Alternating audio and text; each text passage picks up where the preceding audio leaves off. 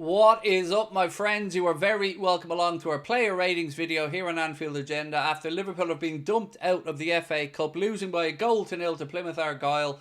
I'm going to go through and give the referee, the players, the substitutes and the manager a score out of 10. Feel free to play along in the comment section if you'd like. As always, you're going to see two scores. The one in the upper right hand corner is the Anfield Agenda audience average score, and the large square you're going to see in the middle of the player images will be my score. We wouldn't be here today or any other match day if it wasn't for our incredible sponsors, Manscaped. A quick reminder that you guys can get yourself 20% off and free shipping. That's 20% off and free shipping store-wide at manscaped.com by using our code Anfield20 at checkout. That is Anfield20 at checkout, or scanning the QR code in the bottom right-hand corner. Right, folks, it's not going to be pretty this, but we'll try to get through it together, and we'll start off today with the referee. I don't think the referee did too much wrong, to be honest with you. The penalty was a nailed-on penalty. I've no complaints about that. So for me, this is going to be one of the higher scores of the day. I thought the referee gets a 7 out of 10 from me, and a 6 out of 10 is the average from the Anfield Agenda audience. And as I mentioned, it wasn't down to the referee. We didn't win that game today, and I've no complaints about the penalty shout whatsoever.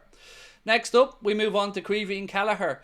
And again, this is a difficult one because, you know, he didn't really do anything wrong today. Penalty was well dispatched, and it's always difficult for a keeper in those situations. He didn't give away the penalty. So, yeah, I don't really know where to go with this one, but I'm going to go and give Creevy a score of 6.5 because he didn't really do anything wrong, but didn't really have much to do either. So 6.5 from me for Kelleher, and the audience have gone for an average of 5.8. Now, that's where the higher scores stop, because it's downhill from here, ladies and gentlemen, and in my opinion, deservedly so. Next up, we're going to go for Joe Gomez, who hasn't had a hamstring injury. We can confirm that. We don't know exactly what it is, but there's no hamstring tear. That has been confirmed by Lewis Steele after the game.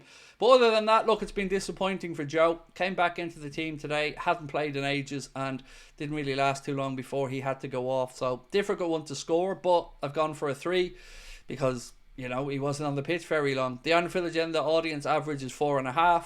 I just didn't know how to score him, to be honest with you, because, you know, not much happened in the short time he was on. Now we move into Jarell Quansah, and look, I'm just not convinced by Quansah, not just today, in general. I feel like he's okay when things are going well, but when our backs are against the wall, you know, I don't see that fight and grit there in him, or the quality. There's a few passes there today he tried to hit Virgil van Dijk-esque. Every single one of them overhit by about 10 yards. And I'm just not convinced by him yet. He is our third choice centre-back, and that worries me as we now go into the remainder of the campaign with Canade and Virgil, and then a huge drop-off from that point. So today, I'm going to give Jarell a score of 4, and the Anfield Agenda audience score is average of 4.1. Now, I don't know the Anfield Agenda audience scores when I'm starting this video, but we're similarly on the right line there. 4 from me and 4.1 from the audience. Next up, Wataru Endo, the birthday boy. So happy 32nd birthday to Wataru, and he was your Anfield Agenda man of the match today, and that's backed up by the stats which show he was head and shoulders away the best Liverpool player. But, you know, that's not saying a lot because it wasn't a great performance all around. But I think Wataru dug himself in, did as well as he could, battled, fought hard, and won most of his battles. So he gets one of the higher scores today, which is a 7 from me and a 5.7 from the Anfield Agenda audience. Next up, KOSTAS, who has to be sold in the summer. I mean, he just has to be. He isn't Liverpool quality, and he never will be. Today just underlined that fact because his delivery, even from corner set pieces, awful. Just not good enough. No overlapping runs. Just not good enough today in any way, shape or form. Defensively, offensively, in possession, out of possession. I just don't rate KOSTAS. So I'm going to give him today a score of 5. And you think I've been too generous because the average score there for Anfield Agenda fans is 3.7. And when I said fans there, I didn't mean fans of me. I meant Liverpool fans, by the way, just in case you think, well, look at this lad getting ahead of himself, all getting carried away. Right, trainee only. Picked up a yellow card, which made what was already going to be a difficult afternoon for him more difficult. And it just didn't get going today for Trey. And it's sad, you know, because he is a good player. He will have better days. He's one of the few players I think that we will see kept around by Liverpool. But today, on a day where there was a chance for so many to shine, he didn't take that opportunity. I've given him a 5, and the Anfield Agenda audience have gone for an average score of 4.1. But do let us know in the comment section what you're thinking. Do you agree or do you disagree? It's hard to be overly positive today with what we've seen, but, you know, it's also, I guess, we need to be careful we don't go throw the baby out with the bathwater as well. So, James McConnell. This was a weird one, right? Because the first role that he was in, the right back come midfield hybrid role, he just did not look comfortable in it. He kept looking around over his shoulder, seeing who was around him, if he had space. And it was only after we were forced to make the change with Joe Gomez going off that I thought McConnell started to look a bit more comfortable in the middle of the park, where I think he does his best work. That being said, what we really lacked in midfield today was somebody to break the lines, and I thought he tried to do that a bit more in the second half with, some joy, but overall just not a great performance from anyone. But he is one that is worth keeping an eye on for the future. Today, though, a score of 6 for me and the Anfield Agenda audience, who are hard taskmasters today, have gone for a 4.3. Now we move on to probably one of the more disappointing aspects of today, and that is the performance of some of those senior players, Harvey Elliott being one of them. These are the type of occasions where I expect the DIAZs, the ELLIOTTs, the KOSTAS to show that they are a level above the opposition and that they should be playing week in and week out. They didn't do that, and Elliott just never looked comfortable in that game today, whether it was the pitch, whatever it was, just wasn't good enough, and he's not going to be winning the manager over with a performance like that. So I today have given Harvey Elliott a score of 4.5, and look at the low score. I think that's the lowest score we've ever had on the channel from the audience, with a 2.7. As you know, I've been a big Harvey Elliott defender and fan, but it's difficult to call anybody out for giving him a low score today because he wasn't very good. Next up is Luis Diaz. So the report from Sam Maguire suggests that he could be sold in the summer, and it said that Arne Slot is growing frustrated with Diaz. I was growing frustrated with him today. So every time he picked up the ball, there was 2 or 3 Plymouth players around him. But we didn't use that to our advantage by moving the ball quickly and creating an overload in another area. We just cut inside and he tried to run across the field and do the same thing over and over. And most of his passes were sideways and backwards. So for me today from Lucho, again, it's disappointment. As a senior player, I expect more. And he gets a score of 4 today from me and a 3.4 from the Anfield Agenda audience. Chiesa, remember, a lot of people, and I wasn't one of them, but a lot of people were screaming for him to come in and replace Mohamed Salah during January. He's had 2 games now where he's played a full 90 minutes, and awful today. Awful. Awful. Ran around the lot, but no quality, no end product, nothing. Awful. Just isn't going to make it at Liverpool with performances like that. And I know he hasn't had a lot of minutes, but that's 2 back-to-back 90-minute performances, and he's not really done much to justify many more chances. So for me, today, Chiesa gets a score of 4.5. And you guys, again, have gone very low with an average of 3.6. Now, I'm not saying Chiesa's done at Liverpool, but I'm saying he's not earning chances with performances like this. And yes, it was a much-changed team. But again, I expect players like him to show their class. He's an Italian international. Needs to be better than that. Next up, Diogo Jota, who, again, much like the rest of our forward line, didn't have much to work with today and didn't really look to make much happen either.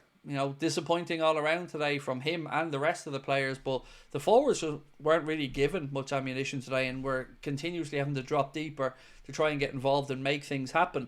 We know Diogo's quality in and around the penalty area, but we weren't given that firepower today, so I've given him a 5, and the Anfield Agenda audience have gone for a score of 4.0.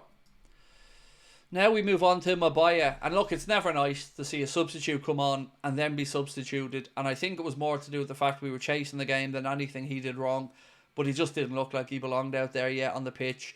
It's very difficult. You don't want to be critical of young players who are thrown into these situations, but he never really looked like he belonged out there yet. It looked like it was maybe a step too far from at this point of his career.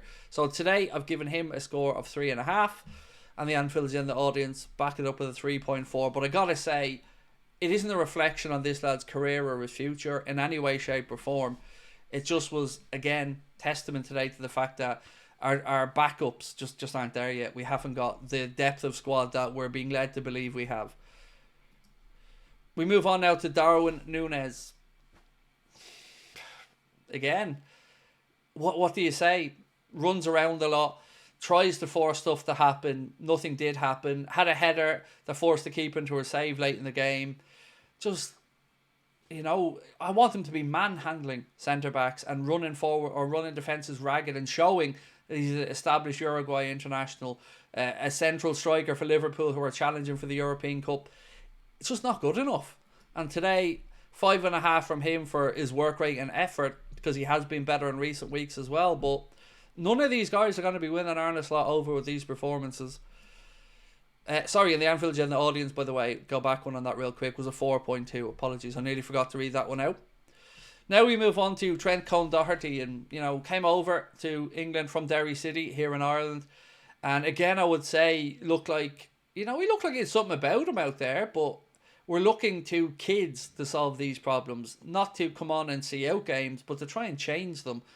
And I worry about what it does to their confidence as well moving forward. And I thought he did okay when he came on. I thought he looked fairly bright, so I'm going to give him a score of 5. And the average Anfield Agenda audience score was 4.2. Now we move on to the manager. He got it wrong today, quite simply.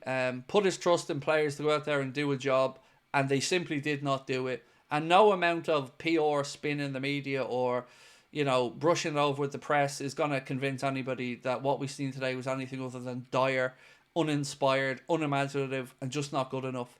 You can say maybe he took the opponents and the competition lightly, but I just hope it shows that we don't quite have that strength and depth. No doubt Arne will talk about rhythm and a lack of minutes for these guys, but ultimately you're at Liverpool Football Club playing a team that are Championship/League One, and we didn't even look like we were head and shoulders above. In fact, we didn't even look like we were able to match them at times today with that team.